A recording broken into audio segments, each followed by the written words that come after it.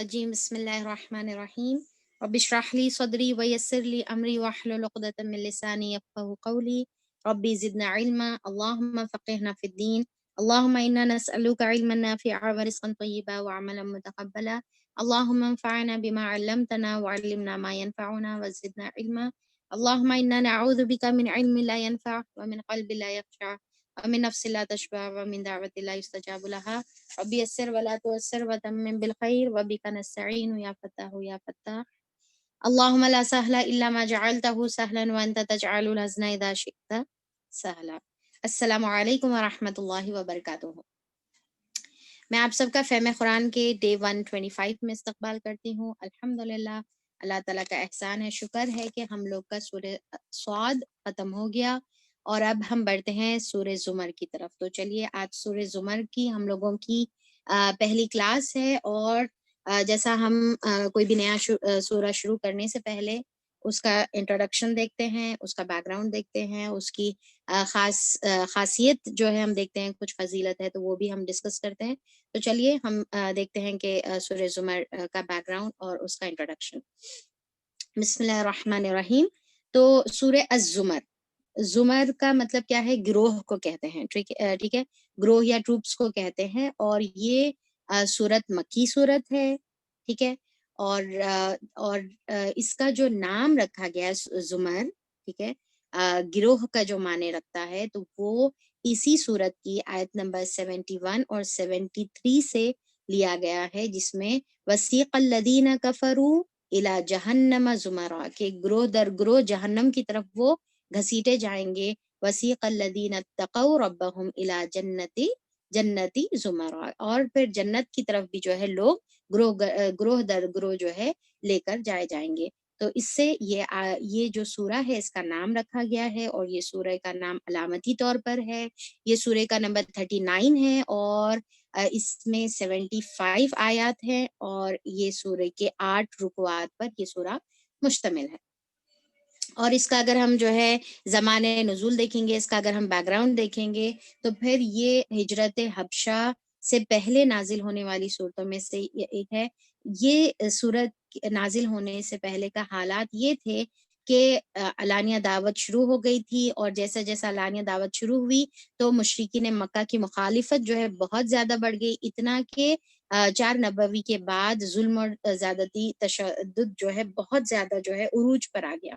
تو اس کے بعد صحابہ اکرام اس بات پر مجبور ہو گئے کہ ان کو ہجرت کرنا پڑا، اور یہ صورت میں آیت نمبر 10 میں ہجرت کی طرف اشارہ ہے کہ تم اللہ تعالیٰ کی زمین بہت وسیع ہے، تم چاہو تو ہجرت کرو۔ تو یہ اسی لیے جو ہے یہ ہجرت سے پہلے کی صورت ہے، ہجرت حبشہ سے پہلے کی۔ جیسا ہم جانتے ہیں، اگر سیرت سے واقف ہیں، تو ہجرت حبشہ کی طرف جو ہے 2 مرتبہ صحابہ اکرام نے ہجرت کی، اور یہ جو سورہ الزمر ہے یہ پہلی ہجرت حبشہ سے پہلے نازل ہوئی، تاکہ اللہ تعالیٰ جو ہے ہجرت حبشہ سے پہلے ایک خطبے کے طور پر، ایک خطبے کی شکل میں اللہ تعالیٰ یہ صورت نازل کرے، اور اس کے اندر صحابہ اکرام کے لیے بھی گائیڈنس ہے، صحابہ اکرام کے لیے انفیکٹ جو ہے حکم ہے کہ تم ہجرت کر سکتے ہو، اللہ تعالیٰ کی طرف سے اجازت ہے تمہارے لیے، اور پھر صبر کی تلقین ہے، اور مشرکین مکہ کے لیے یہاں پر اس کے اندر جو ہے وارننگز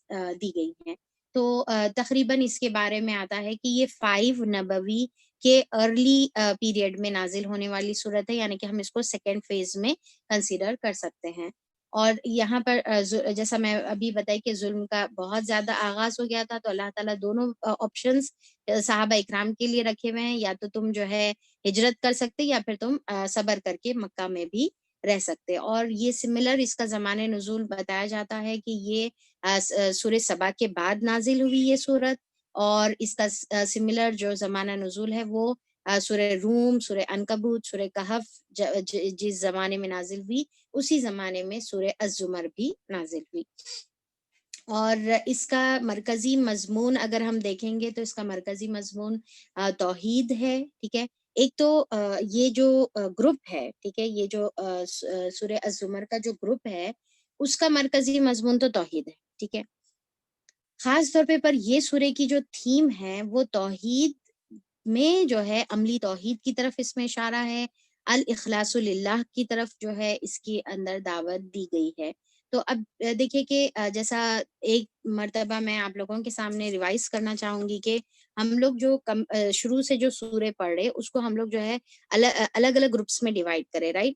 پہلا جو گروپس آئے جس میں جو ہے سورہ انعام اور سورہ آراف اور سورہ یونس سے سورہ مومنون تک جو آیا، وہ تمام جو سورے تھے اس کا مرکزی مضمون رسالت کے اوپر تھا، ٹھیک ہے۔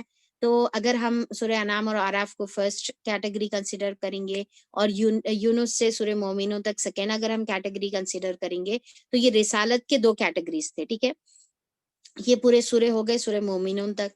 پھر اس کے بعد سیکنڈ ہماری جو ہے گروپ سٹارٹ ہوا جو توحید کے اوپر تھا، ٹھیک ہے، جو سورہ فرقان سے لے کر ہم دیکھیں کہ فرسٹ اس کے اندر کیٹیگری جو ہے سورہ فرقان سے لے کے سورہ سجدہ تک ہوئی۔ پھر اس کے بعد اب ہم ہیں سیکنڈ کیٹیگری میں جس میں 13 سورہ ہے، جو شروع ہوا سورہ سبا سے۔ سورہ سبا ہم دیکھے، سورہ فاتر ہم دیکھے، پھر اس کے بعد سورہ یاسین ہوا ہمارا، پھر سورہ صافات اور سورہ صاد ہوا ہمارا، ٹھیک ہے۔ اتنے سورے ہم یہ کیٹیگری سے پڑھے جو بیسڈ ہیں توحید پر۔ اور اب آگے یعنی کہ 13 میں سے اتنے سورے ہمارے ہو گئے، کتنے ہو گئے؟ 5 سورے ہمارے ہو گئے، باقی کے ابھی 8 سورے ہمارے بچے ہوئے ہیں۔ تو یہ پکچر آپ لوگوں کے سامنے کلیئر ہونا ہے۔ اب جو 8 سورے بچے ہوئے ہیں اس میں اب یہ پہلا سورہ ہے سورہ زمر کا، ٹھیک ہے۔ اب یہ جو سورہ زمر ہے یہ پورے جتنے بھی اب تک سورے آئے یہ کیٹیگری میں، تو یہ پوروں کا مرکزی مضمون کیا تھا؟ مرکزی ٹاپک، مین امپورٹنٹ ٹاپک جو تھی وہ توحید پر بیسڈ ہے۔ ہر جگہ سے گول پھر کر بات توحید کی جا رہی ہے۔ پہلے کے جو کیٹیگری تھی، پہلی جو گروپ تھا، اس میں رسالت کے اوپر زیادہ زور تھا، ساتھ میں توحید اور آخرت بھی تھی۔ اب اس کے اندر جو ہے زیادہ زور توحید پر رہے گا اور ساتھ میں رسالت اور آخرت کے بارے میں بھی کچھ آیتیں ہم کو ملیں گی، ٹھیک ہے۔ تب یہ تو ہو گیا، یہ پورے گروپ کا مرکزی مضمون توحید ہے۔ پر یہ سورے کا خاص جو ٹاپک ہے وہ کیا ہے؟ اخلاص۔ اخلاص کے بارے میں اس میں بہت زیادہ زور دیا گیا ہے، اخلاص للہ کے بارے میں، اور پھر توحید عملی کے بارے میں جو ہے بہت زیادہ زور اس کے اندر دیا گیا ہے۔ توحید عملی کا کیا مطلب ہے بھائی؟ توحید عملی کا مطلب یہ ہے کہ ایک ہوتا نا توحید عقیدے کے اعتبار سے کہ اللہ تعالیٰ ہمارا خالق ہے، ہمارا رب ہے، ہمارا مالک ہے، اور پھر اللہ تعالیٰ ایک ہے، اللہ تعالیٰ کی ذات اور صفات اور اختیارات، مطلب یہ پورا کیا ہے؟ توحید کا عقیدہ ہو گیا اپنا۔ اور دوسرا یہ ہے کہ توحید عملی، جس کو آپ جو ہے عبادت یا پھر صرف ایکچولی عملی میں اسی لیے بول رہی ہوں کیونکہ میں صرف اس کو عبادت کی حد تک اس کو جو ہے مخصوص نہیں کرنا چاہ رہی ہوں، کیونکہ دماغ میں جو ہے جیسا ہم توحید عبادت سے اگر ہم جو ہے ریلیٹ کرے، جیسا توحید الوہیت ہے اگر ہم اس سے ریلیٹ کریں تو ہمارے دماغ میں پھر کیا آ جاتا ہے؟ صرف خاص خاص عبادت کے ریچولز آ جاتے۔ نہیں، یہاں پر توحید عملی کا مطلب یہ ہے کہ پوری زندگی کے ہر اعمال میں اللہ تعالیٰ کی طرف ہم کو جھکنا ہے اور اللہ تعالیٰ کے حساب سے اپنی زندگی کو گزارنا ہے، اللہ تعالیٰ کو اپنی زندگی کا مقصود اور مطلوب جو ہے بنانا ہے، جس طریقے سے لا مقصود الا اللہ، لا مطلوب الا اللہ، لا محبوب الا اللہ، کہ اللہ تعالیٰ کے علاوہ کوئی مقصود نہیں ہے، اللہ کے علاوہ کوئی مطلوب نہیں ہے، اللہ کے علاوہ کوئی محبوب نہیں ہے۔ اس کو زندگی کا یعنی کہ اللہ تعالیٰ کو زندگی کا مقصد بنا لینا، یہ ہے توحید عملی۔ یا پھر ہم اس کو جو ہے اس طریقے سے جو ہے سمجھ سکتے کہ توحید طلب، کہ اللہ تعالیٰ کو اپنا طلب بنا لینا، اللہ تعالیٰ کو اپنا جو ہے چاہت اپنی جو ہے اللہ تعالیٰ کو بنا لینا، اور زندگی کے ہر عمل میں اللہ تعالیٰ کی رضا کے مطابق، اللہ کے حکم کے مطابق جو ہے ہم زندگی گزارنا۔ کیونکہ یہ نہیں کہ ہم صرف جب ہم عبادت کر رہے، یعنی کہ جب ہم مسجد میں ہیں، جب ہم نماز میں ہیں تو ہم اللہ تعالیٰ کی عبادت اور اطاعت کر رہے، اور جیسا ہم نماز اور جو ہے مسجد سے باہر نکل جاتے یا پھر وہ عبادت کے دائرے سے ہم باہر نکل جاتے تو پھر اپنی منمانی کر رہے، تو یہ نہیں، بلکہ پورے زندگی کے پورے اعمال میں جو ہے اللہ تعالیٰ کی اطاعت ہو، اللہ تعالیٰ کی عبادت ہو۔ تو ہم یہاں پر یہ سورے کی جو تھیم ہے اس کو ہم کیا کیا کنسیڈر کریں گے؟ پہلا آپ اخلاص للہ آپ لکھ لیجئے، دوسرا جو ہے توحید عملی یا توحید طلب یا توحید اطاعت آپ لکھ لیں گے، توحید عملی یا توحید طلب یعنی کہ اللہ تعالیٰ کو چاہنا، اللہ تعالیٰ کو اپنی زندگی کا مقصد بنا لینا، اللہ تعالیٰ کی چاہت کو زندگی کا مقصد بنا لینا، اور پورے کے پورا اللہ تعالیٰ کی اطاعت میں ان آل اسپیئرز آف لائف، ہر ایک جو ہے زندگی کے پہلو پر کونے میں جو ہے ہم اللہ تعالیٰ کی اطاعت ہم کو کرنا ہے. اور اس کے اندر اب یہ امپورٹنٹ ہے، اس کے اندر ذرا بھی ملاوٹ نہیں ہونی چاہیے. تو یہاں پر کیونکہ اخلاص کا مطلب ہی کیا ہے کہ پیور ہم اللہ تعالیٰ کی جو ہے اللہ تعالیٰ کو کمپلیٹلی سرنڈر کرنا ہے اور اللہ تعالیٰ کی اطاعت کرنا ہے، اور اس میں ذرا بھی ملاوٹ نہیں ہونا ہے، ذرا سی بھی جو ہے کوئی دوسری آمیزش نہیں ہونا ہے، کوئی دوسری ملاوٹ نہیں ہونا ہے.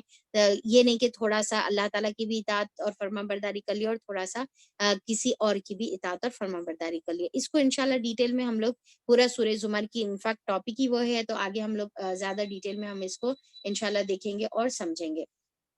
تو پھر اس کے علاوہ جو ہے یہ تو ہو گیا اس کا مرکزی مضمون، اس کی تھیم ہماری ہو گئی، جس کے اندر ہم دیکھیں کہ توحید اینڈ آل اس کے بارے میں ڈسکس کیا جا رہا ہے. اچھا، اب اس کے جو ہائی لائٹس ہے، ہائی لائٹس میں پہلے تو فضیلت ہم لوگ لے لیں گے، اور فضیلت یہ ہے کہ بی بی عائشہ رضی اللہ عنہا کی جو ہے روایت سے ہم کو یہ معلوم ہوتا ہے کہ آپ صلی اللہ علیہ وسلم روز رات میں جب تک سورہ بنی اسرائیل اور سورہ زمر نہیں پڑھتے، آپ صلی اللہ علیہ وسلم بستر پر نہیں لیٹتے، بستر پر نہیں آتے. تو یہ بی بی عائشہ رضی اللہ عنہا کی روایت ہے، اور یہ جو ہے ترمیزی کی روایت ہے، اور نسائی سے بھی جو ہے یہ روایت ہے. میں روایت آپ لوگوں کے سامنے پڑھ دوں اس کا حصہ، کہ آپ صلی اللہ علیہ وسلم ہر رات سورہ بنی اسرائیل اور سورہ زمر کی تلاوت فرماتے. یہ نسائی کی حدیث ہے، اور ترمیزی میں آتا ہے کہ آپ صلی اللہ علیہ وسلم جب تک سورہ بنی اسرائیل اور زمر نہیں پڑھتے بستر پر تشریف نہیں لاتے. تو یہ ترمیزی کی حدیث ہے. تو یہ ہو گئی اس کی فضیلت کہ آپ صلی اللہ علیہ وسلم کا معمول تھا کہ یہ رات میں پڑھتے. اب رات میں آپ جو ہے ایسی تلاوت کریں یا نماز میں تلاوت کریں، آپ جو ہے دونوں بھی آپ کے لیے آپشن ہے.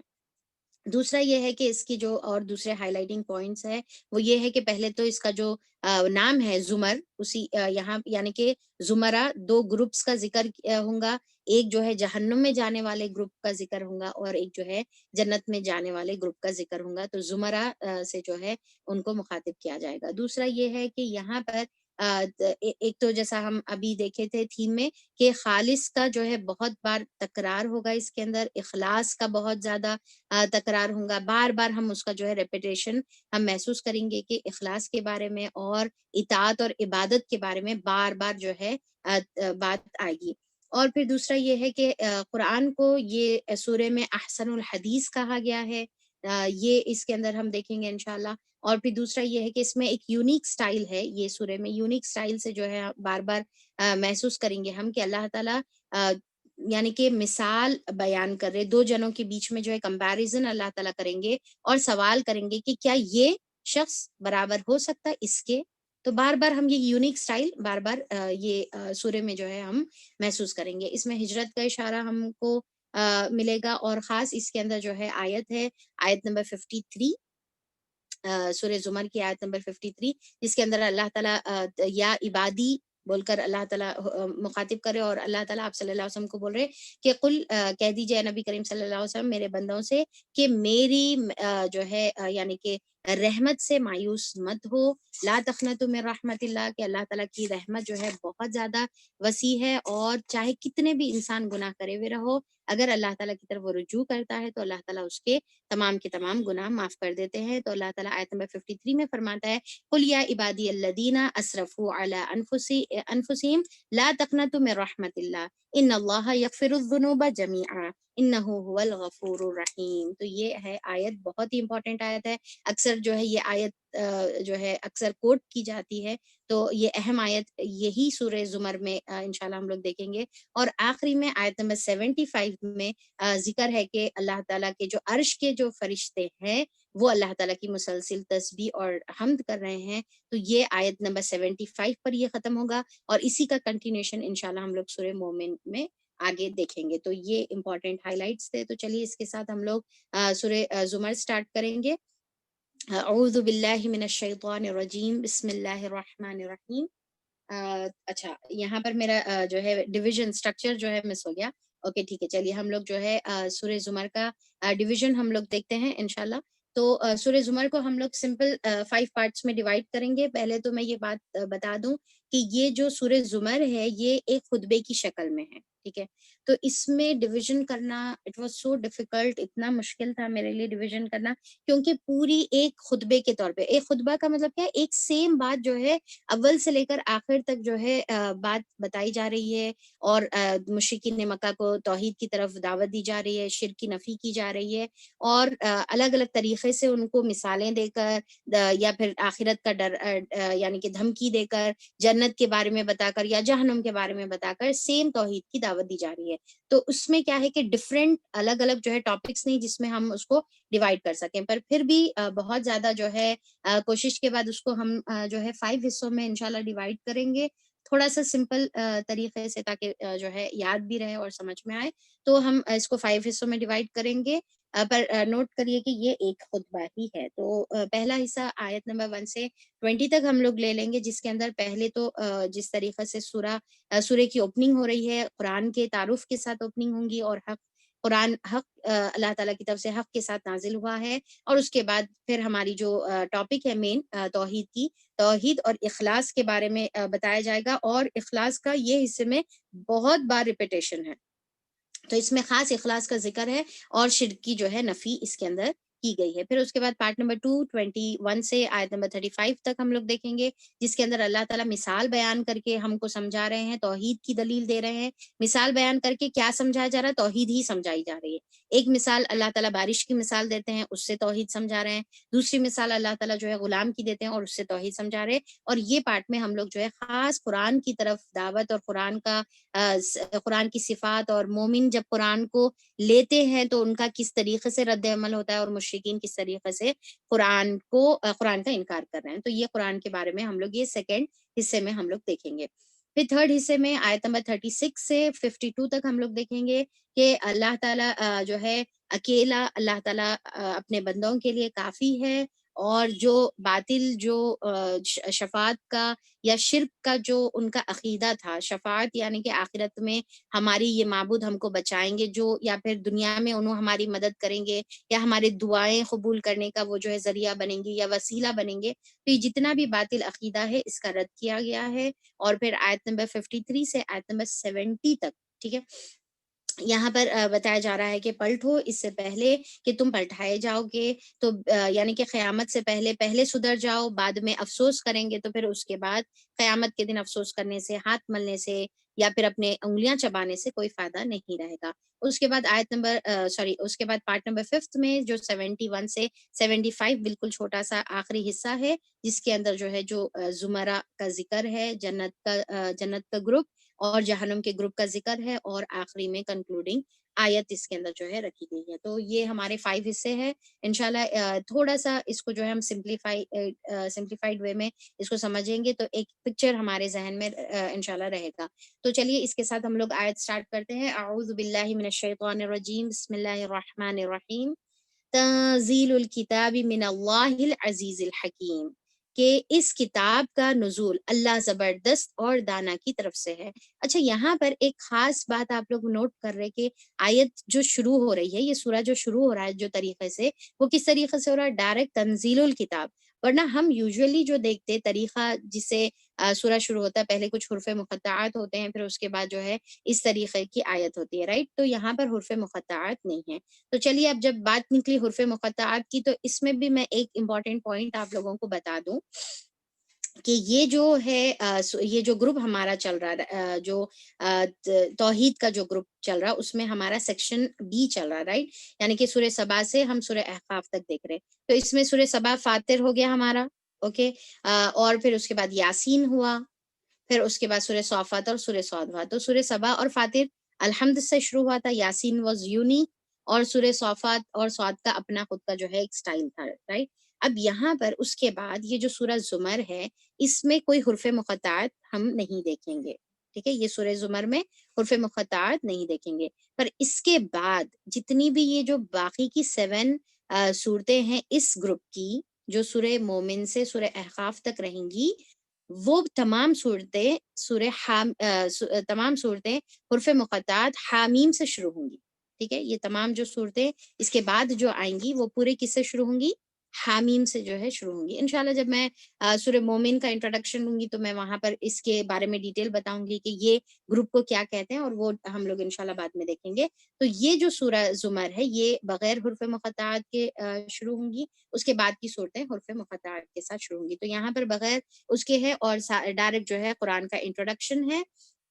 اور اللہ تعالیٰ بتا رہے کہ تنزیل. اب تنزیل کا مطلب تو ہم کو معلوم ہے کہ سلولی، اسٹڈیلی، بوند بائی بوند جس طریقے سے کوئی چیز نازل ہوتی ہے، تو ویسی اللہ تعالیٰ سلولی جو ہے قرآن کو نازل فرمائے. اور کس کو نازل فرمائے؟ اللہ تعالیٰ بول رہے الکتاب، دی بک، ٹھیک ہے، یعنی کہ قرآن ایک اسپیشل کتاب، یعنی کہ اللہ تعالیٰ اس کو اسپیشل امپورٹینس دے رہے، یعنی کہ الکتاب اللہ تعالیٰ بتا رہے. اور وہ کس کی طرف سے نازل کردہ ہے؟ اللہ تعالیٰ کی طرف سے نازل کرتا ہے، جو العزیز ہے، الحکیم ہے.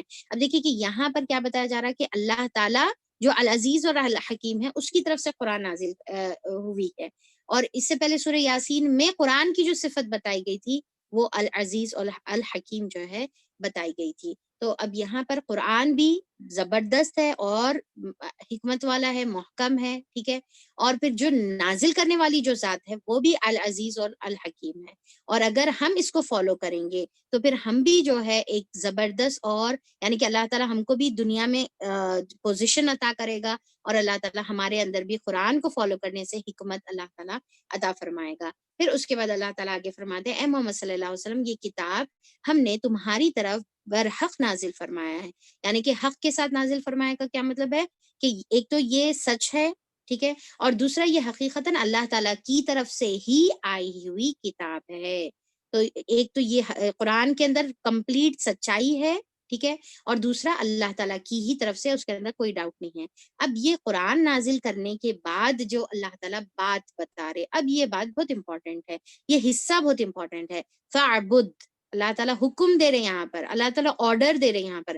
فَاعْبُدْ جو ہے امر کا صیغہ ہے. فَاعْبُدْ، بس یعنی کہ عبادت کرو اللہ تعالیٰ کی، مخلص لہ الدین، خالص کرتے ہوئے اس کے لیے اپنے دین کو. تب یہاں پر پہلا جو ہے حکم کیا دیا جا رہا ہے، یعنی کہ کتاب کے نزول کا جو مقصد ہے وہ یہاں پر بتایا جا رہا ہے. کیا مقصد ہے، کیا حکم اللہ تعالیٰ دے رہے، کتاب کیا ہم کو حکم دے رہی، یا کتاب کے ذریعے سے اللہ تعالیٰ ہم کو کیا حکم دے رہے. اور وہ حکم اللہ تعالیٰ دے رہے کہ عبادت کرو. پہلا حکم کیا دے رہے؟ عبادت کرو. اور عبادت کیسی ہونی چاہیے اس کو ڈیفائن کر رہے اللہ. کیسی ہونی چاہیے عبادت؟ مخلص لہ الدین، خالص کرتے ہوئے، پیور فارم میں جو ہے اس کو، یعنی کہ خالص کا مطلب کیا ہے؟ پاک کو کہتے ہیں، صاف، پاک اور صاف کو کہتے ہیں، پیور فارم کو کہتے ہیں. تو اللہ تعالیٰ بتا رہے کہ ہر چھوٹے بڑے شرک اکبر سے بھی پاک ہو، وہ شرک اصغر سے بھی پاک ہو. شرک اکبر کا کیا مطلب ہے کہ کسی جو ہے غیر اللہ کے سامنے عبادت کر رہے، یا کسی غیر اللہ کو اللہ تعالیٰ کی عبادت میں یا ذات میں یا صفات میں شریک کرے، یہ شرک اکبر ہو گیا. اور شرک اصغر کا مطلب کیا ہے کہ چھوٹا چھوٹا شرک، یہ جو ہے نا جس کو ہم کاؤنٹ بھی نہیں کرتے، جو ہم سمجھتے بھی نہیں کہ وہ شرک میں آتا، اور وہ یہ ہے کہ ریاکاری. یعنی کہ شرک اصغر میں کیا تھا؟ ریاکاری آتی ہے. تو اللہ تعالیٰ بول رہے کہ نہ بڑے شرک کا تو سوال ہی نہیں ہے، ایون چھوٹے سے جو ریاکاری ہے، جو نیت کی جو تمہاری خرابی ہے، کسی کو دکھانا یا کسی کی تعریف حاصل کرنے کی جو نیت تمہارے اندر دل کے اندر آ رہی، وہ چیز کو بھی تم جو ہے پاک اور صاف کر دو، پیور کر دو. کیونکہ ہم کیا ہے، دیکھیے کہ ہم جب اپنے لیے ہر چیز پیور پسند کرتے ہیں تو پھر ہم کس طریقے سے اللہ تعالیٰ کو امپیور چیزیں دے سکتے ہیں. ہم کو جو ہے گولڈ ہونا ہے تو پیور ہونا ہے، اور ہم کو جب دودھ ہونا ہے تو پیور ہونا ہے، دنیا میں جو بھی چیزیں ہونا پیور ہونا ہے. ہم کسی کی محبت بھی چاہتے ہیں تو پیور چاہتے ہیں، رائٹ. تو ہم جب اللہ تعالیٰ کو کوئی چیز دے رہے تو اس کو بھی جو ہے ہر کھوٹ، ہر ملاوٹ، ہر جو ہے یعنی کہ نقص سے جو ہے اس کو پاک کر کے پیور فارم میں اللہ تعالیٰ کو ہمارے کو عبادت دینا ہے. اچھا، اب یہاں پر جو ہے اللہ تعالیٰ جو عبادت کو دین سے جو ملا دیے، اس سے اس کا معنی جو ہے اور بڑا وائڈ ہو گیا. یعنی کہ صرف عبادت میں نہیں، یعنی کہ صرف جب تم عبادت کا عمل جو ہے کر رہے ہو، صرف جب تمہارے کو اخلاص جو ہے بتانا نہیں ہے، بلکہ اپنے پورے دین میں، یعنی کہ اپنے پورے دین کو خالص کر لو. اب دین کا کیا مطلب ہے؟ دین کس کو کہتے ہیں؟ دین ایکچولی لائف سٹائل کو کہتے ہیں. دین ایکچولی ہماری زندگی گزارنے کے طریقے کو کہتے ہیں. اللہ تعالیٰ بتا رہے کہ عبادت میں اور اطاعت میں تو اخلاص ہونا ہی ہونا ہے، اس میں تو کوئی سوال ہی نہیں، وہ تو رہنا ہی رہنا ہے. ساتھ میں جو ہے تمہارا پوری جو لائف سٹائل ہے، تمہاری جو زندگی گزارنے کا جو طریقہ ہے، اس میں بھی اخلاص ہونا ہے۔ اب دیکھیے کہ ہماری جو عبادت رہتی ہے، اگر ہم اس کو تھوڑا سا غور سے سمجھیں گے تو عبادت کے 2 حصے ہیں۔ ایک ہے نا عبادت کا جسم ہے، اور ایک ہے عبادت کی روح ہے۔ عبادت کا جسم کا مطلب کیا ہے؟ جو ظاہری چیزیں ہیں، ٹھیک ہے؟ عبادت کا جو جسم ہے، یعنی کہ آپ نماز پڑھ رہے، آپ وضو کر رہے، آپ روزہ رہ رہے، آپ حج کر رہے، آپ صدقہ کر رہے، تو یہ آپ کی جو ہے یہ عبادت کیا ہو گیا؟ یہ باڈی ہو گئی، یعنی کہ یہ بھی اہم ہے، یہ بھی امپورٹنٹ ہے۔ پر ایک ہے عبادت کی روح ہے ہماری، یعنی کہ روح میں کیا آ جائیں گا؟ ہمارا پورا دین آ جائیں گا، ہمارا رہن سہن آ جائیں گا، ہمارا لائف سٹائل آ جائیں گا، ہمارا ایٹیٹیوڈ آ جائیں گا، ہماری سوچ آ جائیں گی کہ ہم کس طریقے سے ہم زندگی گزار رہے، ہم کیسا جو ہے ہمارے بزنس میں ہم کس طریقے سے جو ہے کما رہے، کس طریقے سے ہم اپنی اولاد کی تربیت کر رہے، کیا ان کے مائنڈ سیٹ بنا رہے، کیا ان کا براٹ اپ کر رہے، کیا ہمارا براٹ اپ ہماری جو ہے مائنڈ سیٹ کیا ہے، ہماری سوچ کیسی ہے، ٹھیک ہے؟ تو یہ ہمارا جو ایٹیٹیوڈ ہے، یہ جو ہمارا لائف سٹائل ہے، یہ پورا جو ہے دین میں آ جاتا ہے۔ اکثر لوگ کیا ہے کہ عبادت کی طرف، یعنی کہ جو اس کی باڈی ہے اس کی طرف تو بہت زیادہ توجہ دیتے، یعنی کہ بہت اچھی نماز پڑھتے ہیں، بہت اچھے جو ہے مطلب حج کو جاتے ہیں، اور پھر جو ہے صدقہ خیرات کرتے ہیں، ساری چیزیں کرتے ہیں۔ پر حج کو جا کر جب واپس آتے ہیں تو پھر اپنی ہی لائف سٹائل اپنے حساب سے زندگی گزارتے ہیں، ٹھیک ہے؟ تو یہاں پر کیا ہو گیا کہ باڈی تو ہے پر سول کیا ہو گئی یہاں پر؟ مسنگ ہے۔ تو اللہ اپنے تمام جو چوائسز ہے، ہمارے تمام جو ڈیسیجنز ہے، وہ پورے کے پورے اللہ تعالیٰ کے مطابق ہونا ہے، اللہ تعالیٰ کے سامنے کمپلیٹلی اپنے آپ کو جو ہے سبمٹ کر دینے کا ہے۔ یہ نہیں کہ حج کو جب گئے تو بہت جو ہے اللہ تعالیٰ کے سامنے اپنی عبادتوں کا، اپنی بندگی کا اظہار کرے، پر جب جو ہے حج سے واپس آئے تو پھر اپنی حساب سے اپنی زندگی گزار رہے۔ کئی لوگوں میں دیکھا جاتا کہ حج پہ حج ہوتے جا رہے پر زندگی بالکل نہیں بدل رہی، ٹھیک ہے؟ یا پھر جو ہے داڑھی بڑھتے جا رہی پر زندگی بالکل نہیں بدل رہی، ٹخنے سے پیجامہ اوپر ہوتے جا رہا ہے پر زندگی نہیں بدل رہی، دوپٹے موٹے موٹے ہوتے جا رہے پر زندگی نہیں بدل رہی، ٹھیک ہے؟ حجاب ہوتے جا رہا اور ظاہری چیزوں پر فوکس کیا جا رہا، پر زندگی اگر نہیں بدل رہی تو پھر اللہ تعالیٰ بول رہے کہ نہیں، اس میں بھی کیا کرو؟ اپنے دین کو جو ہے خالص کرو، اللہ تعالیٰ کے لیے زندگی، آپ اپنی پورا لائف سٹائل جو ہے اللہ تعالیٰ کے اخلاص کے ساتھ جو ہے اپنا لائف سٹائل گزارو۔ اس کے اندر اپنی خواہشات کی ملاوٹ مت کرو، اس کے اندر جو ہے اپنی مرضی کی ملاوٹ مت کرو، اس کے اندر سوسائٹی کی سوچ کی ملاوٹ مت کرو کہ وہ لوگ کیا کہہ رہے، انہوں کیا کہہ رہے، سب کی فکر ہے، سب سے محبت ہے، سب کو خوش کرنے کی جو ہے خواہش ہے، اور پھر اللہ تعالیٰ کو پیچھے کر دے رہے، یا اللہ کو بھی خوش کرنے کی کوشش اور لوگوں کو بھی خوش کرنے کی کوشش، تو یہ نہیں ہو سکتا۔ اللہ تعالیٰ بول رہے کہ پورے لائف سٹائل میں اللہ تعالیٰ کو خالص کر لو، اور ایک اللہ تعالیٰ کی طرف فوکس کرو، اور یہ تمہارے لیے حکم بھی ہے، اور یہ اللہ تعالیٰ مطلوب بھی ہے ہماری طرف سے، یعنی کہ اللہ تعالیٰ ہماری طرف سے مطالبہ کر رہے یہ چیز کا، حکم بھی دے رہے، مطالبہ بھی کر رہے، اور تیسرا یہ ہے کہ یہ اللہ کا حق بھی ہے کہ اسی کے لیے ہم اپنی لائف سٹائل، اپنے دین کو، اپنی زندگی کو، اپنی عبادتوں کو خالص کرنا چاہیے، اور پھر یہی اللہ تعالیٰ کو محبوب بھی ہے۔ جو یہ کرتا ہے پھر اس کے لیے اللہ تعالیٰ اس کو پسند بھی کرتا ہے، اور اس کے لیے اللہ تعالیٰ اجر بھی دیتا ہے۔ اور پھر اللہ تعالیٰ جب یہ حکم دیے، پہلا حکم یہ دے دیے، پھر دوسرا اس کے بعد اللہ تعالیٰ مزید اس پہ تاکید کر رہے ہیں کہ الا للہ الدین الخالص، کہ خبردار ہو جاؤ، آگاہ ہو جاؤ، تم مانتے مانو، نہیں مانتے نکو مانو، تم فالو کرتے کرو، نہیں کر رہے، دین اللہ تعالیٰ کے لیے ہی خالص ہے، دین خالص اللہ کا حق ہے، دین خالص جو ہے کس کا حق ہے؟ صرف اور صرف اللہ تعالیٰ کا حق ہے، اللہ کی یہ رضا کے لیے جو ہے تم کو اپنی زندگی گزارنے کا ہے۔ اللہ تعالیٰ اس کے اوپر یہ اللہ کا حق ہے، اور اللہ تعالیٰ اس کے اوپر بالکل راضی نہیں ہے کہ تم جو ہے کسی اور کو بھی راضی کر رہے اور ساتھ میں اللہ کو بھی راضی کر رہے۔ یہ پارشل قسم کی عبادت، یہ جو ہے آدھی عبادت، یہ اللہ تعالیٰ کو نہیں چاہیے۔ اللہ تعالیٰ اس کا اعلان کر دے رہے وہ لوگ جنہوں نے اس کے سوا دوسرے سرپرست بنا لیے۔ اب جو لوگ دونی ہی اولیاء، اب دیکھیں کہ یہاں پر عربک ٹیکسٹ پر بھی آپ کو غور کرنا ہے، اور ساتھ میں جو ہے ترجمے پر بھی غور کرنا ہے۔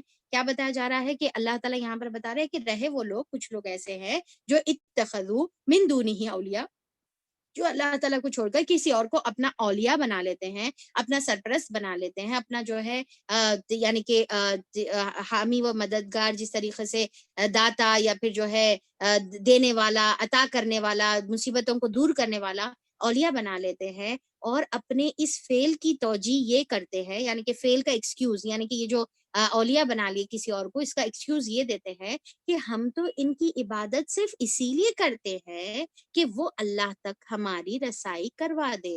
یعنی کہ دیکھو ان لوگ ایکسکیوز کیا دے رہے، جو اللہ تعالیٰ کے علاوہ کوئی اور اولیاء بنا لے رہے، وہ لوگ ایکسکیوز کیا دے رہے کہ نہیں ایکچولی ہمارا مقصد کیا ہے، اللہ کو حاصل کرنا ہے. مقصد کیا ہے، اللہ کو حاصل کرنا ہے. اور یہ جو اولیاء ہے، یہ جو بزرگ ہے، یہ ہمارے جو معبود ہے، یہ جس کا ہم وسیلہ تلاش کر رہے، یہ تو صرف ہمارے کو ان اللہ کے قریب پہنچنے کا ذریعہ ہے، اللہ کے تقرب کا ذریعہ ہے، اللہ کے قرب حاصل کرنے کا، قربت کا جو ہے یہ ذریعہ ہے. اصل قربت تو کس کی حاصل کرنا ہے، اللہ کی کرنا ہے ہم کو، پر یہ ان کو صرف ہم کیا بنا رہے، ذریعہ بنا رہے. اب دیکھیے کہ یہ عقیدہ اللہ تعالیٰ کس کا پیش کر رہے، ذرا غور سے سنیے، ذرا غور سے دیکھیے کہ اللہ تعالیٰ یہاں پر، اللہ تعالیٰ جو عرب جو مشرکین عرب تھے، ان کا عقیدہ اللہ تعالیٰ یہاں پیش کر رہے کہ وہ لوگ کیا کرتے تھے، جو نیک لوگ ہوتے تھے، جو بزرگ ہوتے تھے، جو ہمارے گزرے ہوئے جو نیک اولیاء اکرام جو ہوتے تھے، ان کو اپنا کیا کرتے تھے، ان کی جو ہے ان کو اپنا اولیاء بنا لیتے تھے، ان سے جو ہے ان کے سامنے چڑھاوے چڑھاتے تھے، نظر اور نیاز کرتے تھے، ان کے عرس لگاتے تھے، ان کے میلے ٹھیلے کرتے تھے، ان کے سامنے قربانیاں کرتے تھے، ان کے پاس حاضری لگاتے تھے، سلام پیش کرتے تھے، صدقات اور جو ہے ان کے سامنے چڑھاوے پیش کرتے تھے، اور یہ طریقے سے ان کی جو ہے عبادت کرتے تھے، ان سے دعائیں اور منتیں مانگتے تھے. اور جب ان سے پوچھا جاتا کہ پھر آپ ان کی، جب آپ اللہ تعالیٰ کو مانتے ہیں، اللہ تعالیٰ کو اپنا رب مانتے ہیں، تو پھر ان کی کیوں آپ عبادت کر رہے، ان کے سامنے یہ ساری چیزیں کیوں کر رہے؟ تو وہ لوگوں کا جواب یہ رہتا تھا کہ ان کو ہم صرف اللہ تعالیٰ کا تقرب کا ذریعہ بنا رہے، وسیلے کا ذریعہ بنا رہے، ان کو صرف ہم اللہ تعالیٰ تک پہنچنے کی سیڑھی بنا رہے. اصل مطلوب تو اللہ تعالیٰ ہی ہے، ان کو صرف ہم کیا کر رہے، اللہ تعالیٰ کو اللہ تعالیٰ کی طرف جو ہے پہنچنے کا ذریعہ بنا رہے. حالانکہ وہ مانتے تھے کہ اللہ تعالیٰ خالق ہے، مانتے تھے کہ اللہ تعالیٰ رب ہے، مانتے تھے کہ اللہ تعالیٰ کی ربوبیت کا پورا اقرار جو ہے کرتے تھے، پر عبادت اور اطاعت میں کیا کرتے تھے، غیر اللہ کو شریک ساتھ میں جو ہے شریک کر لیتے تھے. تو اب امیجن کریے کہ یہ تمام جو چیزیں، جو مشرکین عرب کا جو عقیدہ میں بتا رہی ہوں، کیا یہ عقیدہ آج ہمارے معاشرے میں جو ہے عام نہیں ہے؟ کیا ہم بھی جو ہے کچھ اولیاء اکرام اور بزرگوں کو جو ہے یہ تمام چیزیں، ان سے جو ہے تعلقات اور ان سے محبت کو قائم کر کے یہ بولتے ہیں کہ نہیں ان کا تو، ان کی ہم تھوڑی عبادت کرتے، ہم تو ان کو صرف ذریعہ بن رہے، اللہ تعالیٰ کی طرف پہنچنے کا ذریعہ بن رہے. تو اب آپ سوچئے کہ یہی جو ہے عقیدہ رکھنے والے وہ مشرکین مکہ کو اللہ تعالیٰ جو ہے بار بار مشرک کہہ رہے ہیں، اللہ تعالیٰ بار بار کافر کہہ رہے ہیں. آپ صلی اللہ علیہ وسلم ان کو توحید کی دعوت دے رہے، آپ صلی اللہ علیہ وسلم ان کو کلمہ پڑھانے کی دعوت دے رہے، کیونکہ آپ صلی اللہ علیہ وسلم اور اللہ تعالیٰ کے نزدیک وہ کافر ہیں، اور اللہ کے نزدیک اور آپ صلی اللہ علیہ وسلم کے نزدیک وہ مشرک ہے، اسی لیے تو ان کو توحید کی دعوت دی جا رہی ہے. تو آج افسوس کی بات یہ ہے کہ ہمارے کلمہ پڑھنے والے مسلمان یہ سیم عقیدہ رکھتے ہیں اور اپنے آپ کو موحد سمجھتے ہیں، اپنے آپ کو مسلمان سمجھتے ہیں، اور اپنے آپ کو جو ہے یہ سمجھتے ہیں کہ ہم تو قرآن کے فالوورز ہیں. پھر قرآن میں یہ کھول کر کیوں نہیں دیکھے، یہاں پر کیوں یہ آیتوں کو جو ہے سورہ زمر کی آیت نمبر 3 میں اللہ تعالیٰ صاف بتا رہے کہ کچھ لوگ ایسے ہیں جو اللہ تعالیٰ کے علاوہ دوسروں کو اولیاء بنا لیتے ہیں تاکہ اللہ تعالیٰ کے قربت کا ذریعہ بنے، اللہ تعالیٰ کے قریب ہونے کا ذریعہ بنے. اللہ تعالیٰ کو نہیں چاہیے کسی کا وسیلہ، اللہ تعالیٰ کو نہیں چاہیے بیچ میں کوئی انٹرمیڈیٹر. اللہ تعالیٰ بول رہے کہ میں سے ڈائریکٹ جو ہے تم آؤ اور میں سے ڈائریکٹ قربت حاصل کرو، میں سے ڈائریکٹ دعائیں مانگو، میرے سے منتیں مانگو، میرے سامنے چڑھاوا چڑھاؤ، میرے لیے قربانیاں کرو، میرے لیے نظر اور نیازیں کرو، اور میرے سامنے تم حاضری لگاؤ. کہیں اور جا کر تم حاضری لگا رہے اور تم اپنے آپ کو موحد سمجھ رہے. اب دیکھیے کہ ان کا عقیدہ سیم ہے نا، یہ جو آج ہم سنتے ہیں، آج ہم دیکھتے ہیں اپنے آنکھوں سے. اور مقصد کیا ہے، بہت اچھا مقصد ہے، اللہ کا قرب. یہ ایکچولی شیطان کی چال ہے، یہ چال کو ہم کو سمجھنا ہے. یہاں پر شیطان جو ہے یہ چالیں چل کر، دیکھو تم تو اللہ کا قرب حاصل کرے، یہ تو ذریعہ ہے، ذریعہ بنا کر ہم کو شرک میں مبتلا کر دے رہا. اللہ تعالیٰ بول رہے نہیں، خالص میرے کو چاہیے تمہاری عبادت میرے کو خالص چاہیے، تمہاری دعائیں میرے کو خالص چاہیے، تمہارے سارے نظر اور نیاز، تمہاری ساری عبادت کی اقسام مجھے خالص چاہیے. تو اللہ تعالیٰ یہاں پر دیکھیے، غور سے سنیے، اللہ تعالیٰ یہاں پر بتا رہے کہ دوسرے سرپرست جو ہے جو بنا لیتے ہیں اور اپنی جو ہے ایکسکیوز یہ دیتے ہیں کہ ہم تو ان کی عبادت صرف اس لیے کرتے ہیں کہ وہ اللہ تعالیٰ تک پہنچنے کا، ہماری رسائی کا جو ہے وہ ذریعہ بنے۔ اللہ یقیناً ان کے درمیان ان تمام باتوں کا فیصلہ کر دے گا جن میں وہ اختلاف کر رہے ہیں، یعنی کہ ہر کسی کی اپنی اون منطق ہے۔ جب آپ ان سے سوال کریں کہ آپ یہ کام کیوں کر رہے، کیا یہ شرک نہیں ہے؟ کیا اسی کو تو روکنے کے لیے آپ صلی اللہ علیہ وسلم ارے آپ صلی اللہ علیہ وسلم کی جو بعثت کا مقصد تھا، اللہ تعالیٰ آپ صلی اللہ علیہ وسلم کو جو اللہ تعالیٰ بھیجے اس کا جو مقصد تھا وہ یہی قسم کے شرک کو دور کرنا تو مقصد تھا۔ اب ہم امت محمدیہ ہو کے، نبی کریم صلی اللہ علیہ وسلم کے نام لینے والے ہو کے، ان سے محبت کرنے والے ہو کے، وہی شرک اگر آج ہم کرنے لگیں تو یہی شرک کو ہٹانے کے لیے تو آپ صلی اللہ علیہ وسلم نے اپنا خون بہایا تھا، اپنے محبت والے لوگوں کی قربانی کی تھی، اپنے بیوی، اپنے بچوں کی، اپنے جو ہے رشتہ داروں کی قربانی کی تھی، جنگ لڑے تھے، اپنے آپ کو جو ہے اللہ تعالیٰ کی راہ میں جو ہے لگایا تھا، صحابہ اکرام کی جو ہے جانوں کی قربانی ہمارے سامنے ہے۔ تو یہی شرک کو تو روکنے کے واسطے تھی۔ اللہ یقیناً ان کے درمیان فیصلہ کر دے گا، کیونکہ ہر کسی کے جو ہے اپنا اپنا اون عقیدہ تھا، اپنی اپنی اون جو ہے یعنی کہ ان کے جو ہے ایکسپلینیشنز تھے۔ اللہ کسی ایسے شخص کو ہدایت نہیں دیتا جو جھوٹا اور منکرین حق ہے۔ اللہ تعالیٰ ایسے لوگوں کو کیا کہہ رہے؟ اللہ تعالیٰ بول رہے کہ یہ جھوٹے ہیں اور پھر یہ منکرین ہے۔ یہ اللہ تعالیٰ جو توحید کا حق کی دعوت جو دے رہے ہیں، آپ صلی اللہ علیہ وسلم جو حق کی دعوت دے رہے ہیں، یہ اس کے انکار کرنے والے ہیں، اور ایسے لوگوں کو ہدایت نہیں ملتی،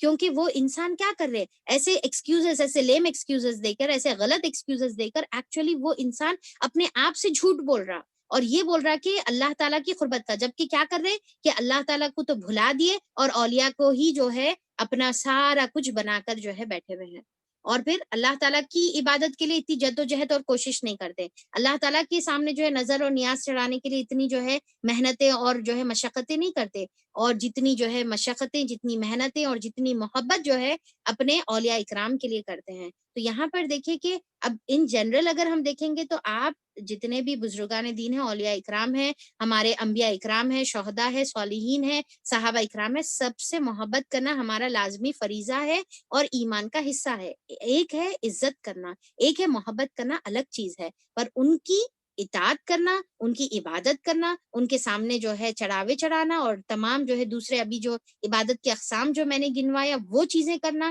ان سے جو ہے دعا اور سلام اور صدقہ اور خیرات اور ساری چیزیں، تو یہ تمام جو ہے پھر شرک میں آ جائے گا۔ تو اللہ تعالیٰ بول رہے یہ تو جھوٹے ہیں، اپنے دلوں کو جھوٹی تسلی دے رہے ہیں، کیا کہ نہیں ہم تو جو ہے توحید پرست ہے، ہم تو اللہ کے جو ہے آپ صلی اللہ علیہ وسلم کے لائے ہوئے دین کو ماننے والے ہیں، ہم تو کلمہ گو ہیں، ہم تو لا الہ الا اللہ کا اقرار کرنے والے ہیں۔ اللہ کے نزدیک اللہ تعالیٰ بول رہے ایسے لوگ جھوٹے ہیں، یہ جھوٹے جو ہے دعوے اپنی زبانوں سے کر رہے ہیں، اور ایسے لوگوں کے لیے جو ہے ہدایت نہیں ہے، کیونکہ کچھ ایسے برائی ہوتی ہے، کچھ ایسے گناہ ہوتے ہیں جس کی وجہ سے ہدایت کے دروازے بند کر دیے جاتے ہیں، جس کی وجہ سے ہدایت جو ہے روک لی جاتی ہے، اور اس میں سر فہرست جو ہے جھوٹ ہے اور کفر، یہ جو کفر ہے، کفر اور جھوٹ، یہ دو جو ہے صفات ہے جس کی وجہ سے جو ہے ہدایت بند کر دی جاتی ہے۔ اور کفر میں دو چیزیں آتے ہیں، کفر ایک تو مطلب ہے انکار کرنا، اور دوسرا مطلب کیا ہے؟ ناشکری کرنا، یعنی کہ تمام چیزیں تو اللہ تعالیٰ کی طرف سے، ہر چیز دینے والا داتا اللہ ہے، اللہ تعالیٰ جو ہے غریبوں کو نوازنے والا ہے،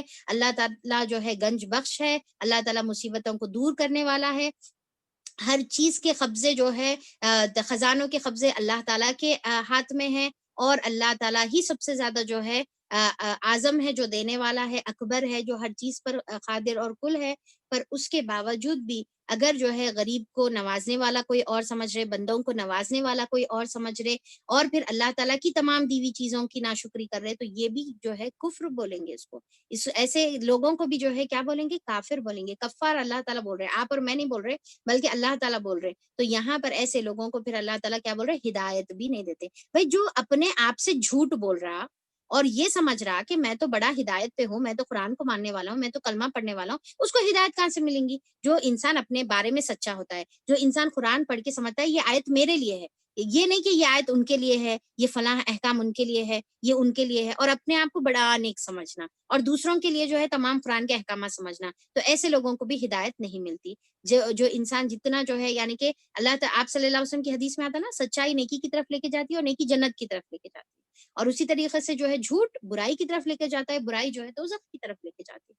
تو یہاں پر انسان جو ہے اگر جھوٹ اپنے سے بولے گا تو اس کے لیے ہدایت کے راستے بند۔ لا یہدی من ہوا कादिबुन कफ्फार, जो काजिब है और जो कफ्फार है उसके लिए हिदायत नहीं है। अगर अल्लाह ताला किसी को बेटा बनाना चाहता तो अपनी मखलूक में से जिसको चाहता बरगजीदा कर लेता। अगर इरादा होता, इफ अल्लाह वांट्स, तो अल्लाह ताला कर लेता। पाक है वो, सुबहान है वो ये तमाम ऐब से कि वो किसी को बेटा या अपनी बीवी बनाए, नौज़ुबिल्लाह। इससे इससे कि कोई उसका बेटा हो, वो अल्लाह ताला है अकेला और सब पर गालिब। क्या सिफत आई? हुवल्लाहुल वाहिदुल कहार। ये सिफत रिसेंटली हम कहीं पढ़े, याद है आपको?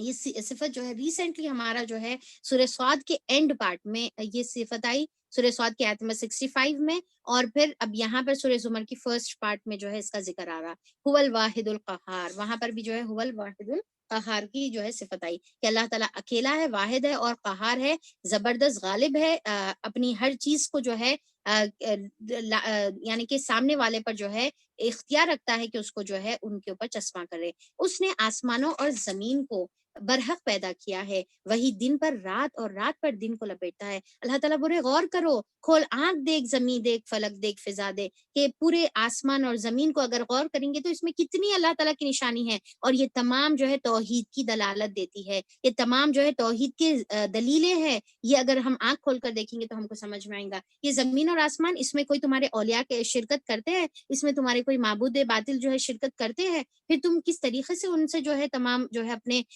यानी कि मोहब्बतें लगा कर बैठे हो। अल्लाह ताला है जो जमीन और आसमान को पैदा करने वाला है, और रात को दिन में और दिन को रात पर लपेट कर लेकर आता है, जैसा रैप करते हैं उस तरीके से। उसी ने सूरज और चांद को इस तरह मुसख्खर कर रखा है कि हर एक एक अपने वक्त मुकर्रर तक चले जा रहे हैं, यानी कि हर कोई जो है रोटेट कर रहा है अपने ओन एक्सिस पर, अपनी जो है उसकी जो रास्ता है उस पर जो है उन्हें चल रहा है। और पर ये सारी चीजें क्या है, वक्त मुकर्रर, अजली मुसम्मा, एक एक जो है असाइंड टाइम तक जो है वो है, उसके बाद तमाम चीजें खत्म होने वाली है। इसमें एक इशारा है आखिरत की तरफ।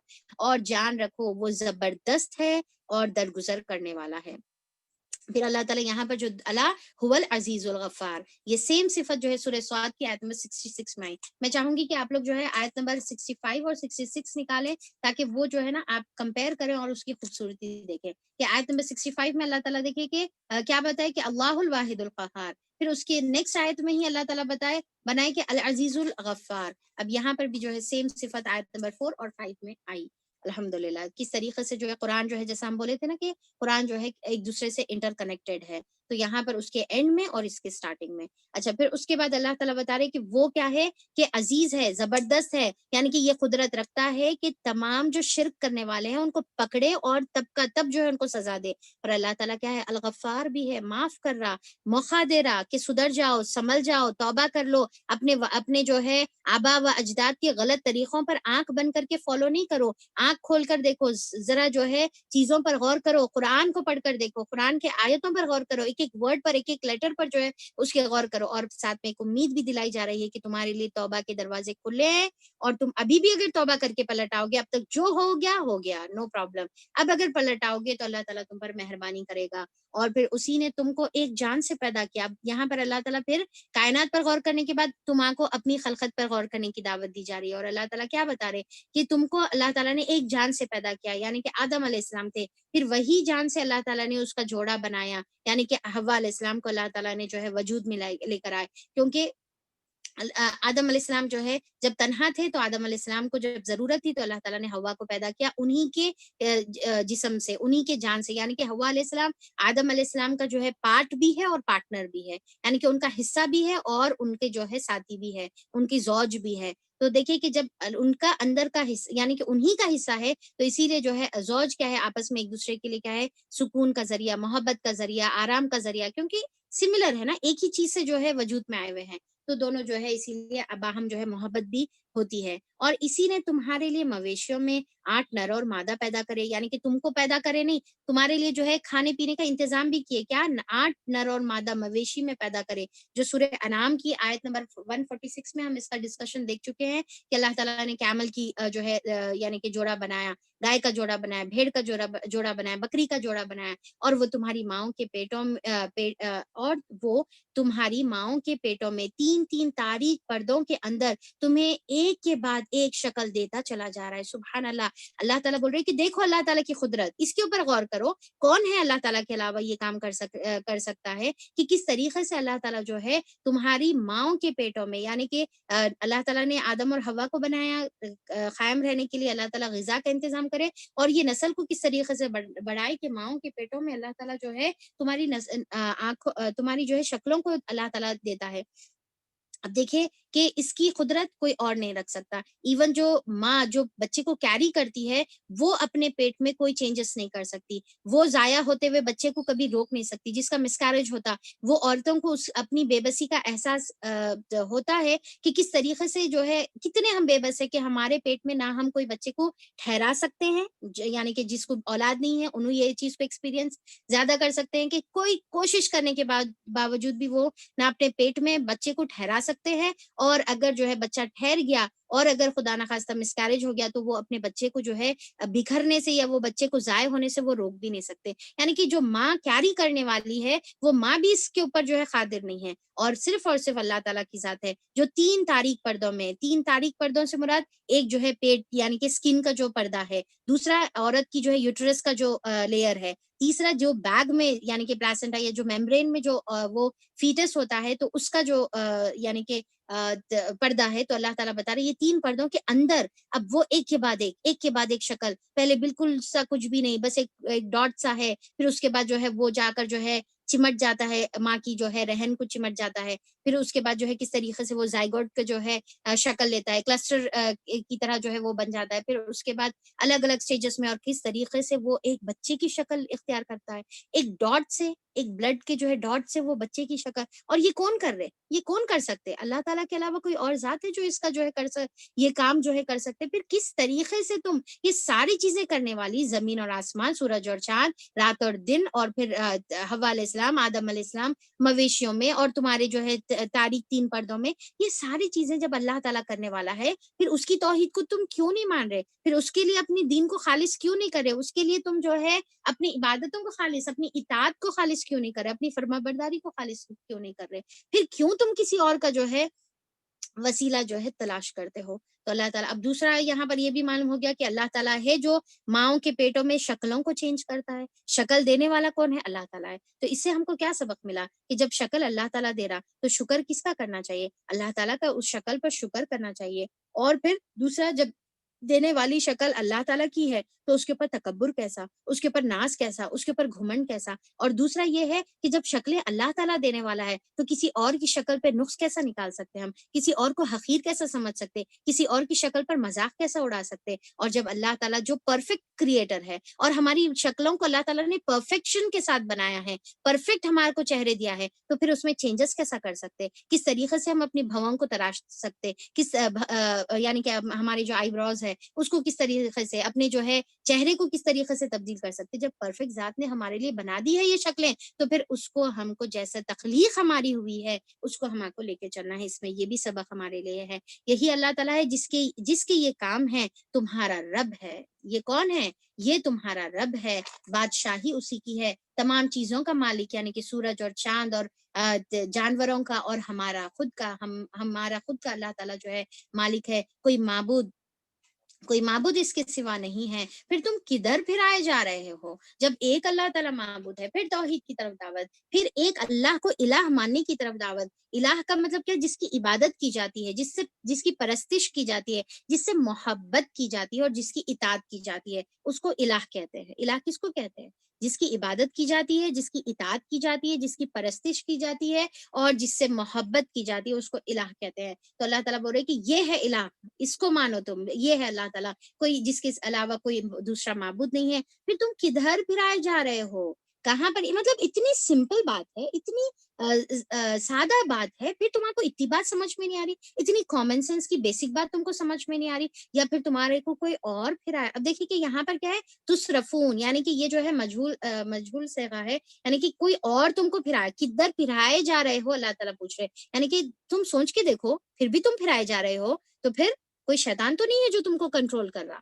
تم کس کی کنٹرول میں ہو, تم شیطان کی کنٹرول میں ہو, تم اپنے نفسانی خواہشات کی کنٹرول میں ہو, یا پھر جو ہے باپ دادا کی اندھی تقلید کی کنٹرول میں ہو کہ بغیر سوچے سمجھے جو ہے ان کے جو ہے یعنی کہ نقش قدم پر چلے جا رہے ہو، تو غور کر کے دیکھو کدھر پھرائے جا رہے ہو. اگر تم کفر کرو تو اللہ تعالیٰ تم سے بے نیاز ہے. اللہ تعالیٰ اب یہاں پر جب اتنی بار بار جو ہے توحید کی بات اللہ تعالیٰ جب کر رہے، تو آیت نمبر 7 میں اللہ تعالیٰ فرما رہے ہو کہ اگر تم جو ہے کفر کرو گے تو اللہ تعالیٰ بے نیاز ہے. تم یہ مت سمجھو کہ تمہارے کو بار بار توحید کی دعوت دی جا رہی ہے تو شاید اللہ تعالیٰ کو ہماری جو ہے عبادتوں کی ضرورت ہے، ہمارے جو ہے اللہ تعالیٰ کو جو ہے ہماری اطاعت اور ہماری محبت کی ضرورت ہے. نہیں، تم یہ غلط فہمی میں رہنے کی ضرورت نہیں ہے. اللہ تعالیٰ اگر تم کفر کرو گے تو اللہ تعالیٰ بے نیاز ہے. کیسا بے نیاز ہے؟ حدیث قدسی میں آتا ہے نا، کتنی پیاری حدیث ہے. اس کے اندر اللہ تعالیٰ کیا بتاتے ہیں کہ اگر تمہارے جو ہے پوری دنیا کے لوگ، تمہارے اول اور آخر، تمہاری پوری دنیا کے لوگ، تمہارے اول اور آخر، اور تمہارے انس اور جن، یعنی کہ جن میں سے بھی رہو یا انسانوں میں سے بھی رہو، تمام کے تمام اگر اس شخص کے طرح ہو جائے جو سب سے یعنی کہ فاجر شخص ہے، سب سے گنہگار شخص ہے، تو پھر بھی اللہ تعالیٰ کی بادشاہی میں کوئی کمی نہیں ہونے والی ہے. یعنی کہ یہ جو حدیث ہے یہ مسلم کی حدیث ہے، اور پھر جو ہے اس کے علاوہ دوسرے روایتوں میں بھی یہ مذکور ہے.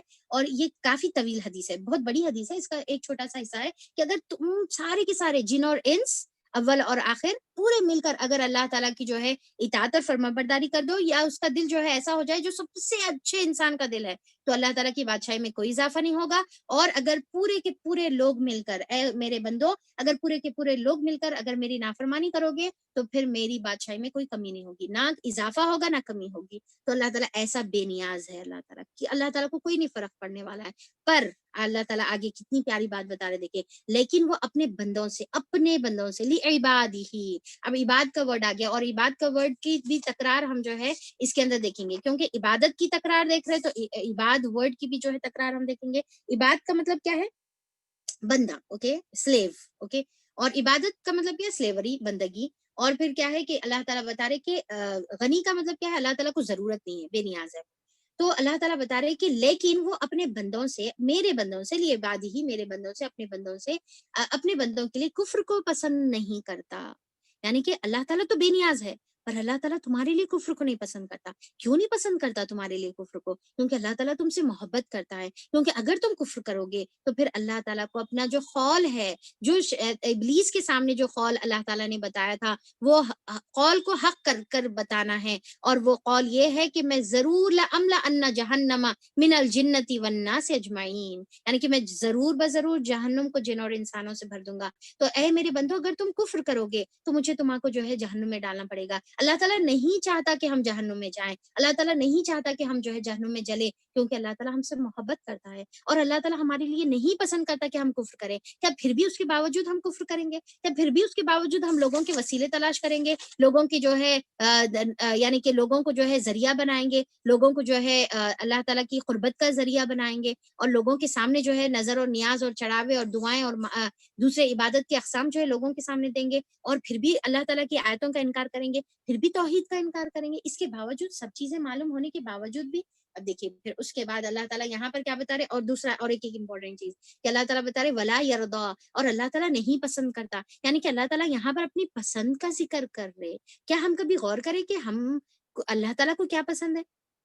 ہمارے کو جو ہے بڑی جو ہے احساس رہتا کہ بھئی میرے شوہر کو کیا پسند ہے، میرے بچوں کو کیا پسند ہے، میری سہیلی کو کیا پسند ہے، میرے دوست کو کیا پسند ہے. ہم کو بڑا جو ہے احساس رہتا کہ بھئی ہمارے لوڈ ونس کو کیا پسند ہے اور کیا نہیں پسند ہے. پر کیا ہم کبھی غور کریں کہ اللہ تعالیٰ کو کیا پسند ہے اور کیا نہیں پسند ہے؟ اب دیکھیے کہ اللہ تعالیٰ نہیں پسند کرتا. اللہ کی پسند کا خیال رکھنا ہے تو پھر ہم کو جو ہے یہ تمام چیزوں سے بچنا ہے، یعنی کہ کفر سے ہم کو بچنا ہے اور توحید پرست بن جانا ہے. اور اگر تم شکر کرو تو اسے وہ تمہارے لیے پسند کرتا ہے. اللہ تعالیٰ کو کیا نہیں پسند ہے؟ انسان کا کفر کرنا نہیں پسند ہے. اللہ کو کیا نہیں پسند ہے؟ انسان کا ناشکری کرنا نہیں پسند ہے. اور انسان کا جو ہے انکار کرنا، اللہ تعالیٰ کے احکامات کا انکار کرنا اللہ کو نہیں پسند ہے. اور کیا پسند ہے؟ کہ اللہ تعالیٰ کا شکر کرے، اللہ کے سامنے جھک جائے، اللہ تعالیٰ کی عبادت کرے، اللہ تعالیٰ کی اطاعت کرے. اللہ تعالیٰ کو یہ پسند ہے. اللہ تعالیٰ یہاں پر اپنی پسند اور ناپسند کا اظہار کر دیے. کوئی بوجھ اٹھانے والا کسی اور کا بوجھ نہ اٹھائے گا. یعنی کہ اللہ تعالیٰ یہ محبت میں تم کو یہ بات اپنی بتا رہا، اور دیکھو کہ جس سے تم محبت کر رہے وہ تمہارا قیامت میں بوجھ نہیں اٹھانے والا ہے، نہ تمہارے جو ہے اولیاء بزرگ آئیں گے بوجھ اٹھانے کے واسطے، نہ تمہارے کوئی باطل معبود آئیں گے، نہ کوئی تمہارا دوست آئے گا، نہ یہ شیطان جو تم کو بہکاتا ہے اور غلط غلط چیزیں سکھاتا ہے، کوئی بوجھ اٹھانے والا کسی اور کا بوجھ نہیں اٹھائے گا۔ آخرکار تم سب کو اپنے رب کی طرف پلٹنا ہے، یعنی کہ پھر اللہ تعالیٰ کے سامنے حاضر ہونا ہے، پھر وہ تمہیں بتا دے گا کہ تم کیا کرتے رہے ہو، اور وہ تو دلوں کا حال تک جاننے والا ہے، یعنی کہ وہ علیم بذات الصدور ہے کہ تمہارے دل میں جو عقیدہ تھا، تمہارے دل میں جو اللہ تعالیٰ کی طرف جو ہے اخلاص تھا، اخلاص جو تمہارے دل میں تھا، للہیت جو تمہارے دل میں تھی، اور پھر ریاکاری سے پاک جو تمہارے اعمال تھے، وہ سب جاننے والا ہے۔ اور کون سے اعمال؟ اللہ تعالیٰ کی ریاکاری کے تھے، اور لوگوں کے دکھاوے کے تھے، لوگوں کی جو ہے واہوائی حاصل کرنے کے لیے تھے، وہ بھی اللہ تعالیٰ جو ہے بخوبی جاننے والا ہے۔ انسان پر جب کوئی آفت آتی ہے تو وہ اپنے رب کی طرف رجوع کرتا ہے، کیونکہ اس کو معلوم ہے کہ صرف اور صرف اللہ تعالیٰ ہے جو اس کی مصیبتوں کو دور کر سکتا ہے، اس کو یقین ہے، اور وہ اپنے جو ہے اپنے رب کی طرف رجوع کر کے اسے پکارتا ہے۔ جب جو ہے اللہ تعالیٰ یاد آ جاتا ہے اور اس کو جو ہے دعاؤں کے لیے پکارتا ہے، اب تمہارے اولیاء اکرام کہاں گئے؟ اب تمہارے بزرگان دین کہاں گئے؟ اب تمہارے جو ہے یعنی کہ تمہارے جس کو تم دیوی اور دیوتا بنائے ہوئے ہو، جس کے سامنے جو ہے تم جا کر پھول چڑھاتے ہو، منتیں مانگتے ہو، وہ کہاں گئے؟ پھر جب اس کا رب اسے اپنی نعمت سے نواز دیتا ہے تو وہ اس مصیبت کو بھول جاتا ہے جس پر وہ پہلے پکار رہا تھا، اور دوسروں کو اللہ تعالیٰ کا ہمسر ٹھہراتا ہے، اور پھر بعد میں یہ کہتا ہے کہ ہاں ان کی وجہ سے جو ہے یہ مصیبت دور ہوئی، یہ فلاں کی وجہ سے جو ہے یہ مصیبت دور ہوئی، یہ فلاں بزرگ کا کرشمہ ہے، یہ ان کی کرامت ہے، میں ان کے پاس جا کر جو ہے یہ کام کری تھی، اسی لیے میرے کو جو ہے یہ چیز جو ہے حاصل ہوئی۔ تو اللہ تعالیٰ جو ہے اس طریقے سے اللہ تعالیٰ بتا رہے کہ دوسروں کو ہمسر ٹھہراتا ہے۔ یا پھر سادی زبان میں اگر ہم یہ بھی کہیں کہ جو ہے جب بیماری آتی ہے یا مصیبت آتی ہے تو ہم اللہ تعالیٰ کو پکارتے ہیں، پھر جب دور ہو جاتی ہے تو ہم اللہ کا شکر نہیں کرتے، بلکہ یہ کہتے ہیں کہ ہاں بھائی فلاں ڈاکٹر نے جو ہے میرا علاج کر دیا، فلاں گولی سے میں جو ہے شفا یاب ہو گئی، فلاں شخص جو ہے اگر صحیح ٹائم پہ مدد نہیں کرتا تو میری جو ہے شاید یہ جو ہے میں نہیں بچ سکتی تھی۔ تو کسی کی مدد پر، کسی کے مال پر، کسی کی دوا پر، کسی کے علاج پر ہم جو ہے پھر بھروسہ کر لیتے ہیں تاکہ اس کی راہ سے گمراہ کرے۔ تو اب یہاں پر کسی اور کو جو ہے شرک میں جو ہے ساجہ بنا دیتے ہیں۔ اچھا، تو ہم جو ہے ایک کام کرتے ہیں کہ یہاں پر ہم لوگ جو ہے اینڈ کریں گے انشاءاللہ۔ تو ہم سمجھے کہ ہماری آیت نمبر 7 تک کمپلیٹ ہوا، 8 ہم لوگ نہیں کنسیڈر کریں گے، اور 8 کل انشاءاللہ، کل 8 سے ہم لوگ سٹارٹ کریں گے، اور انشاءاللہ اسی سے ہم لوگ جو ہے کنٹینیو کریں گے۔ تو چلیے اللہ تعالیٰ سے دعا ہے کہ اللہ تعالیٰ ان تمام باتوں پر عمل کی توفیق عطا فرما دے۔ اللہ تعالیٰ ہم کو تمام اقسام کے جو شرک ہے، شرک اصغر ہے، شرک اکبر ہے، اللہ تعالیٰ اس سے ہماری حفاظت فرمائے، ریاکاری سے اللہ تعالیٰ حفاظت فرمائے، اخلاص کے ساتھ اللہ تعالیٰ مخلصانہ طور پر صرف اور صرف اللہ تعالیٰ صرف اور صرف تیری عبادت کرنے کی توفیق عطا فرما دے۔ اللہ تعالیٰ اپنی زندگی کو پورے کا پورا ہماری لائف سٹائل کو تیرے لیے خالص کرنے والا بنا دے۔ ہماری سوچ، ہمارا ایٹیٹیوڈ، ہماری زندگی کی تمام پہلو اللہ تعالیٰ تیری رضا اور تیری اخلاص کے لیے ہم جو ہے یعنی کہ صرف کر دے، اور اللہ تعالیٰ تیری رضا کا خیال کرتے ہوئے زندگی گزارے اور تیری ناراضگی سے بچتے ہوئے زندگی گزارے۔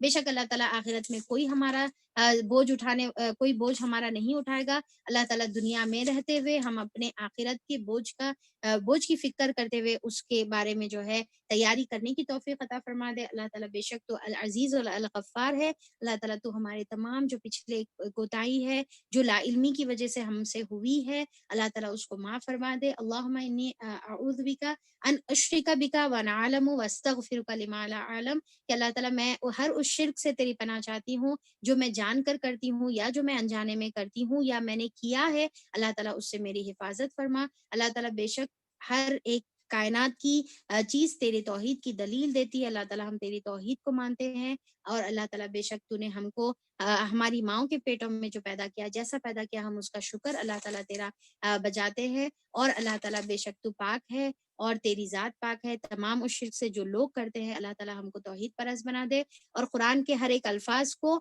اپنے لیے ہدایت کا ذریعہ لینے والا بنا دے۔ آمین ثم آمین، واخر الدعوانا ان الحمد للہ رب العالمین۔ سبحان ربک رب العزت عما یصفون وسلام علی المرسلین والحمد للہ رب العالمین، وصلی اللہ علی نبینا محمد وآلہ وصحبہ اجمعین برحمتک یا ارحم الراحمین۔